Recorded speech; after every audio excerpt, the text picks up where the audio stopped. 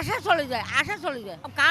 Current না থাকলে কিভাবে পড়বে? আমার বাচ্চা কালকে সারা রাত ঘুমাতে পারে নাই, সকালবেলা ঘুমিয়ে ঘুমিয়ে আসতেছে। গত ২১ এপ্রিল শুরু হয়েছে এসএসসি ও সমমানের পরীক্ষা। চট্টগ্রাম শিক্ষা বোর্ডের অধীনে অংশ নিচ্ছে ১,৩০,৭২৪ জন শিক্ষার্থী।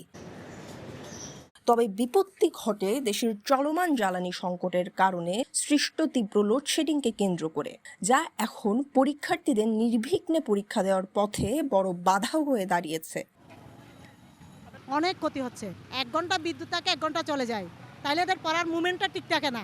অত মনোযোগ দিয়ে পড়তে বসছে, ১ ঘন্টার মধ্যে বিদ্যুৎ চলে গেলে ও গরমের জন্য আর পড়তে পারে না, তখন ওর মুভমেন্টটা ঠিক থাকে না পড়ার জন্য। এটা অনেক প্রবলেম। আর এখানে শোনা যাচ্ছে সেন্টারের ভিতরে নাকি অনেক ফ্যানগুলো নষ্ট, তো বাচ্চারা এই গরমের মধ্যে পরীক্ষা দিতে এদের অনেক কষ্ট হচ্ছে। পরীক্ষা সেন্টার ফেলার আগে তো চিন্তা করতে হবে সব দিক দিয়ে, বাচ্চারা ঠিকমতো ফ্যান পেয়ে একটু ফ্যানের নিচে বসে পরীক্ষা যাতে দিতে পারে। লোডশেডিং এর কারণে কোনো পড়ালেখা করতে পারতেছে না। ঘুমের কথা বাদ, ঘুম পরে যেতে পারবে, কিন্তু পড়ালেখাটা করতে পারতেছে না। কালকে রাতে কোনো পড়াই পড়তে পারে নাই। না, আমরা তো গরিব মানুষ, আমরা কি আমাদের আইপিএস আছে নাকি, আমরা টাওয়ার আছে নাকি, আমরা তো গরিব মানুষ। জেনারেটর নেই, তারপর আপনার একদম 7টা থেকে কালকে 2টা পর্যন্ত ছিল না পাঁচলা এসে, তো এই জন্য এখন কি করবো, আজকে যখন পরীক্ষা পড়তে তো হবেই। অভিভাবক ও পরীক্ষার্থীদের অভিযোগ, প্রায় প্রতি ঘন্টায় হচ্ছে লোডশেডিং, ফলে শারীরিকভাবে অসুস্থ হওয়ার পাশাপাশি পড়ালেখায় ব্যাঘাত ঘটছে চোখে পড়ার মতো। 2 জন স্টুডেন্ট অসুস্থ হয়ে গেছে, মানে অতিরিক্ত ঘাম গরম তো ঘুরে পড়ে গেছে, তো এটার জন্য অনেক খারাপ লাগতেছে। বাচ্চারা কি ঠিকভাবে পরীক্ষাগুলো দিতে পারবে? রাত জেগে জেগে যদি হয়ে যায়, সকালবেলা কি এরা পরীক্ষা দিতে পারবে? আর সবার তো সাধ্য নেই আইপিএস ব্যবহার করা, ওই যে চার্জার পাখা ব্যবহার করা, সবার কি সাধ্য আছে? অনেকের আছে যে ওই আইপিএস ব্যবহার করতেছে, কিন্তু অনেকের আছে যে নিজের এই যে কারেন্টের ফ্যানটাও ব্যবহার করার কি সাধ্য নেই, ঠিক আছে? তো এখন এইগুলো করার মানে কি?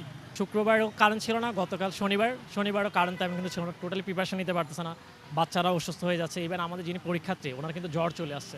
তো এটা কিন্তু লোডশেডিংয়ের কারণেই হচ্ছে।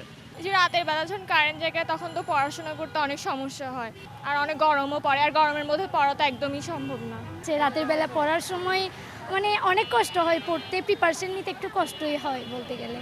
কৃষি ও শিল্প খাতে নিরবিচ্ছিন্ন বিদ্যুৎ সরবরাহ করতে গিয়ে বাসাবাড়িতে বাড়ছে লোডশেডিং, এমন মন্তব্য করেন বিদ্যুৎ প্রতিমন্ত্রী। কৃষকের যেহেতু এটা বড় সিজন, তার সেচের ক্ষেত্রে যেন তার কোনো ধরনের অসুবিধা না হয়, সেচ পাম্প চালানোর জন্য তার পিক সময় সে যেন বিদ্যুৎ পায়, শিল্প উৎপাদন যেন কোনোভাবে বিঘ্নিত না ঘটে, কারণ এর সাথে মানুষের কর্মসংস্থানের ব্যাপার রয়েছে। এক্ষেত্রে হয়তোবা কিছু ক্ষেত্রে আমাদেরকে হাউস হোল্ডের লোডশেডিং এর মাত্রা বাড়াতে হচ্ছে, কারণ আমাদেরকে ওই দুটো জায়গায় ফোকাস করতে হচ্ছে। তবে অভিভাবকদের দাবি, পরীক্ষা চলাকালীন সময়ে নিরবিচ্ছিন্ন বিদ্যুৎ ব্যবস্থা স্বস্তি দিতে পারে পরীক্ষার্থীদের। মানে বেশি লোডশেডিংটা যদি একটু কমানো যায়, পরীক্ষার টাইমটা অন্তত। Mumtahina Chowdhury, city post, Chittagong.